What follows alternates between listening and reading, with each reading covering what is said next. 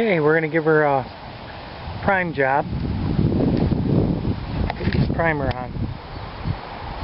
Got her degreased the best I can with mineral spirits. I think I got everything the best I can, clean-wise.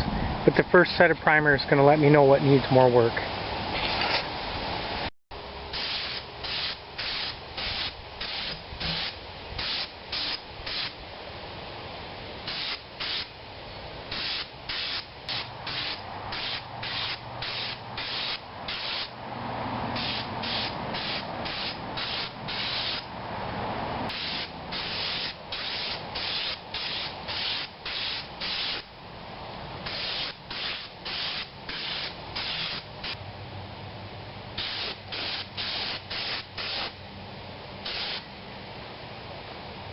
Alright, first coat of primer is on the old tractor. Now I'll be able to come back and sand what I think needs to be done, smoothing it out. Getting inside that bolster is real difficult. I yet have to do the front wheels. Got me a little drain pipe I added in there like Jim did. Turned out pretty good. A lot of casting marks on my tractor. I guess it's part of the character of her.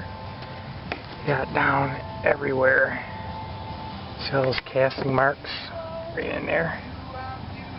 And we did alright. And also got the wheels done on the back side. I didn't worry about getting primer on the rims. Some are going to get stripped anyway. And I got my drawbar primed, finally. I had to resand it because it was rusting in my garage. That's why I put the pressure on to get these all done, guys. I shouldn't be doing this, but I am. Because it's just surface rust, and I'm not. The hardest part was taking the rear tires off, and we're doing good though. So there she is.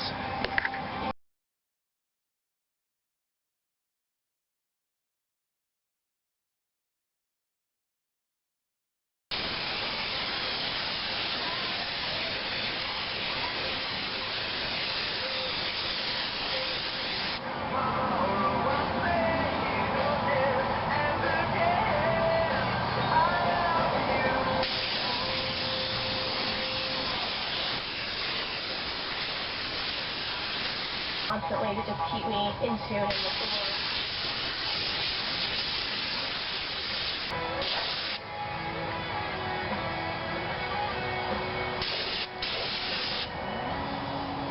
That's tough shooting here.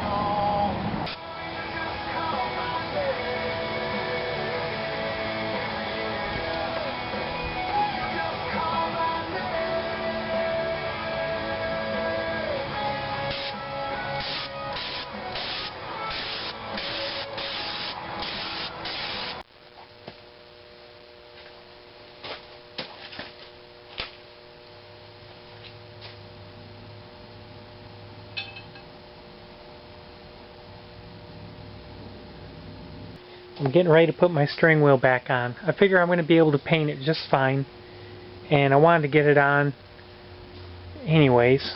It's awkward. Got it all cleaned up. I put some anti-seize on that down there with the Woodruff key, and the pin that was in it was solid. It wasn't a roll pin. I went down to my local hardware store, could not find a roll pin long enough, believe it or not, and skinny enough. Don't know why. They usually have a lot. Ace Hardware does. So I bought a tapered roll pin, a tapered pin, solid tapered pin, 3/16 on one end and a tapered thicker. Took it on my bench grinder, rounded it down, checked it with my measurements, got it to be 3/16 all the way through. Drilled a little hole in this end with a drill bit, this end with a drill bit, so that I'm going to squeeze one end of that out before I put it in. Then I'm going to drop it through and nail the other side of it. So hopefully that'll work out pretty good for me. That's what I'm going to do.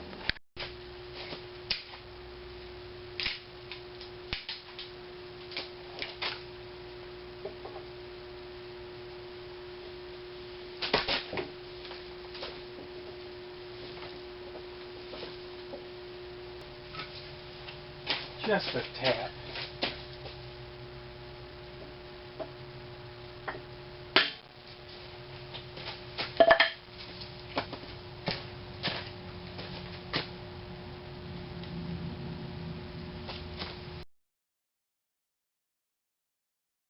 Been working on the hood.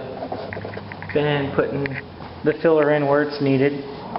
And this hood would have been in perfect shape.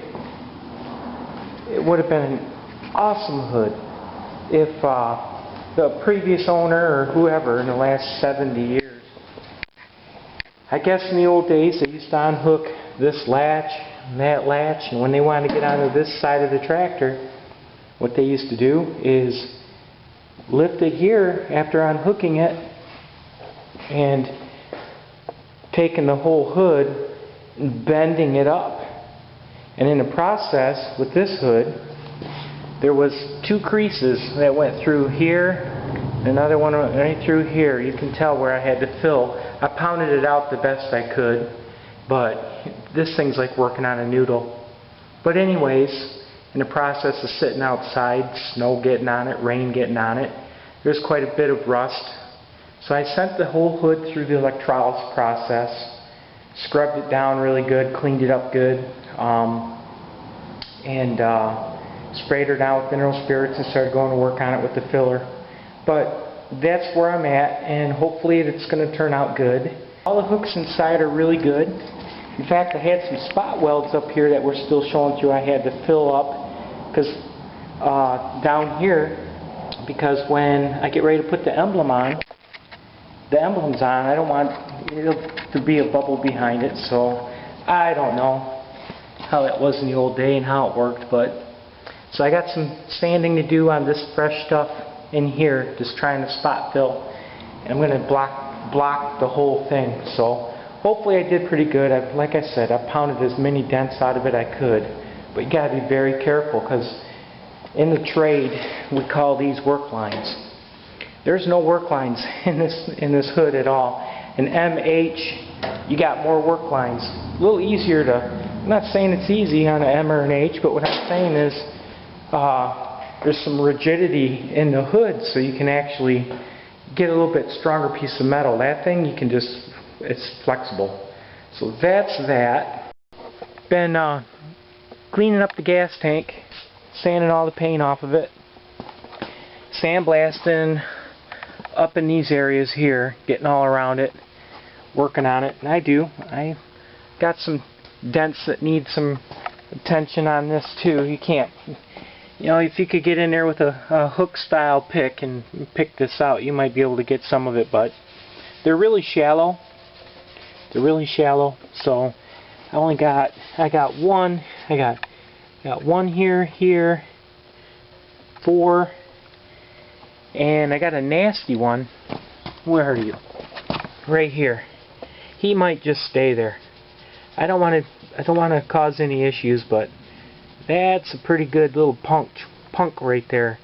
And so, but that's what I've been up to, working on the gas tank. If I can get the gas tank and the hood primed before winter really sets in, I mean, it's been cold out, I can do this in here and probably get away with the primer. But there the old gal sits. I got the steering wheel on her. She's sitting in the front of my shed right now.